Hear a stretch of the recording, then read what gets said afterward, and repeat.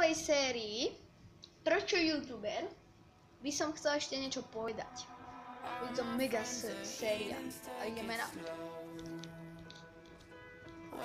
Semka v tomto videjku vám dám pár rád, prečo nebyť youtuber.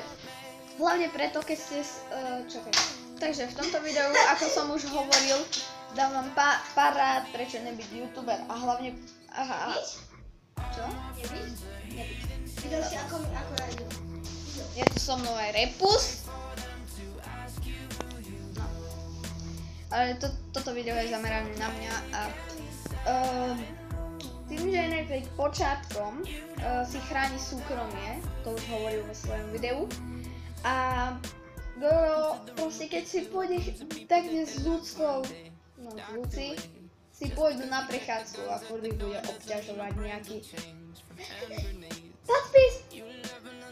Daj mi pusu! Proste úplný diváci.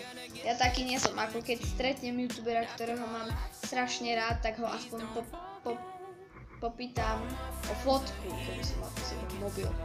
To je všetko, hej. Neobťažujem ho. Podpis, fotku a potom to a to a to a potom sa s ním rozprávam ešte strašne blbých vtipov, ktoré nikto nepozná, iba ja, alebo tu na Repus. A proste aj Hogi, ako hovoril v svojom videu, že on je proste zahalený v kabatu. To je proste... Ako ja ešte nie som slavný, nikto ma nepozná. Iba pro the gamer. S Repusom sa poznáme od malička. Ako... Tak, proste... Ja ešte nie som slavný, nikto ma nepozná. A s Repusom sa poznáme od malička, ako som už hovoril.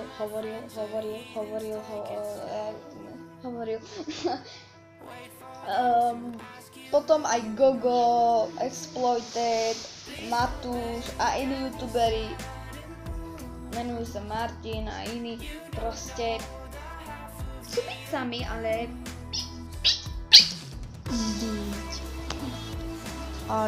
proste im to nevychádza, okej.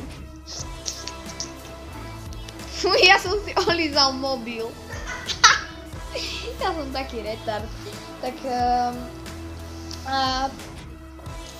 asi možno vyjde z toho tá nová séria. Dosť ma to baví natáčať Prečo youtuber. Má to taký dobrý názov aj. Takže majte sa dobre, Cigánske more.